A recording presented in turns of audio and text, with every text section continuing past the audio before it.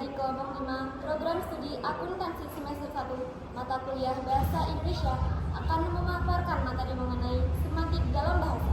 Izin memperkenalkan diri, saya Aisyah Kurniasih dengan NIM 2502040. Saya Vivi Aprilia dengan nomor NIM 2502039. Saya Nur Aziz Dwi Saputra dengan NIM 2502021.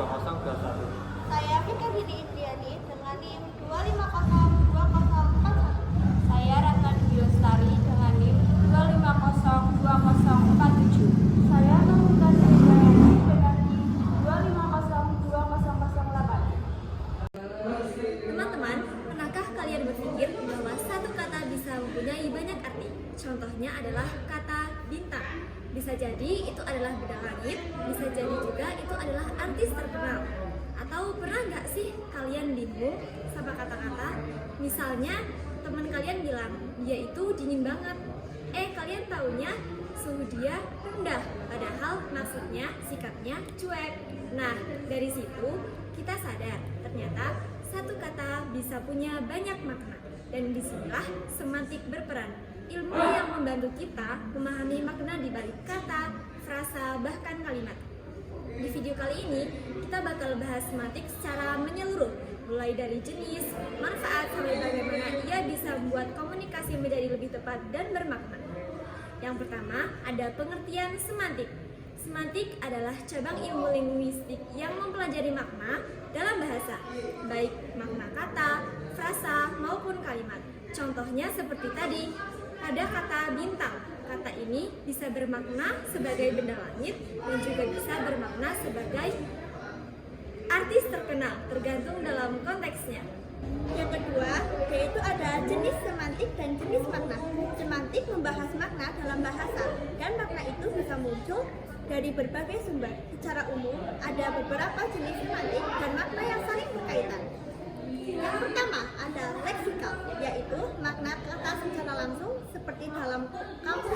Contohnya yaitu ada meja, berarti perabot berkaki untuk menaruh barang. Yang kedua, ada gramatikal, yaitu makna yang muncul dari perubahan bentuk kata seperti awalan atau akhiran. Contohnya yaitu berlari, dari kata dasar lari, menunjukkan tindakan. Yang ketiga, ada sintaksikal, yaitu makna yang muncul dari susunan kata dalam kalimat. Contohnya, anak itu memukul temannya, temannya memukul anak itu. Yang keempat, ada kontekstual, yaitu makna yang bergantung pada situasi atau kalimat. Contohnya, panas bisa berarti suhu tinggi atau suasana tegang. Yang kelima, ada figuratif atau kiasan, yaitu makna yang tidak harfiah, biasanya berupa gaya bahasa.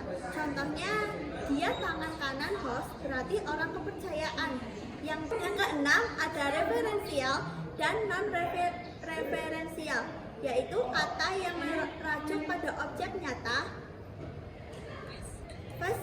kata penghubung. Contoh, kucing, referensial dan non-referensial. Yang ketujuh, ada denotatif dan konotatif, yaitu makna sebenarnya plus makna tambahan atau rasa. Contohnya adalah rumah, tempat tinggal, atau denotatif, kehangatan keluarga, atau konotatif. Yang kedelapan, ada konseptual dan asosiatif, yaitu makna dasar plus makna yang diasosiasikan secara sosial. Contohnya ada ibu, perempuan yang melahirkan anak, atau konseptual, kasih sayang, atau asosiatif. Yang ketiga, ada manfaat semantik. Yang pertama yaitu memilih kata yang tepat dalam komunikasi.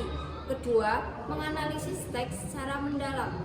Lalu, menghindari kesalahpahaman dalam bahasa. Contohnya, penulis bisa memilih kata meninggal daripada mati untuk kesan yang lebih sopan.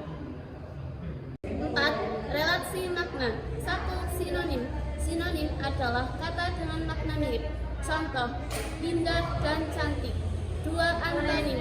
Antonim adalah kata dengan makna berlawanan. Contoh, tinggi dan rendah.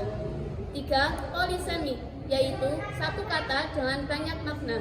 Contoh, kepala bisa berarti bagian tubuh atau pimpinan. 4. Homonimi, yaitu adalah kata sama untuk beda makna. Contoh, Contoh, bisa berarti racun atau mampu.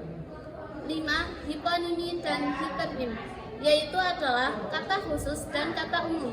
Contoh, mawar. Mawar adalah contoh dari hiponim dari bunga, yaitu sebagai hipernim. 6.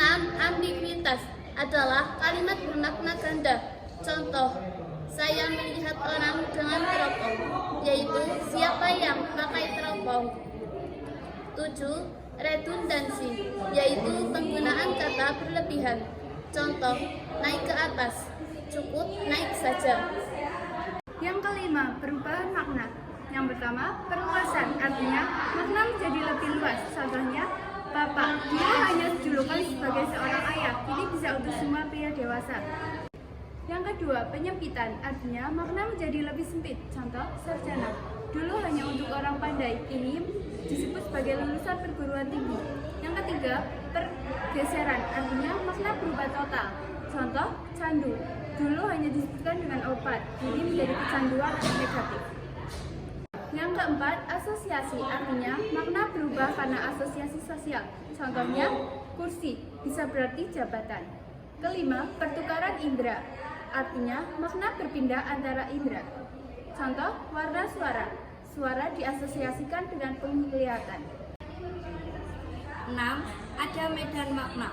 Pertama, kolokasi, kata yang sering muncul bersama. Contohnya, kata pelajaran, rumah sakit, dan uang tunai. Set, kata dalam satu kategori. Contoh, merah, biru, kuning, atau satu set warna. 7. Komponen makna. Setiap kata punya komponen makna yang bisa dianalisis secara rinci.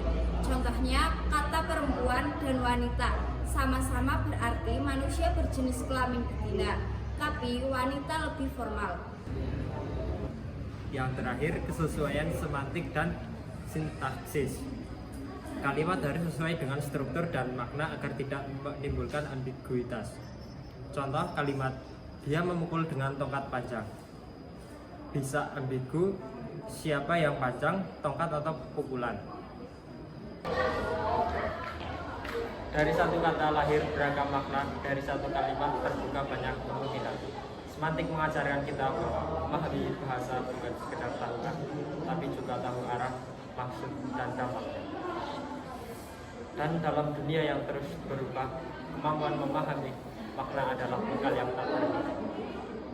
Di STI Taman Siswa Banjarnegara, kamu tidak hanya belajar teori, kamu belajar memahami realitas, menyusun strategi, dan menyampaikan gagasan dengan makna yang tepat.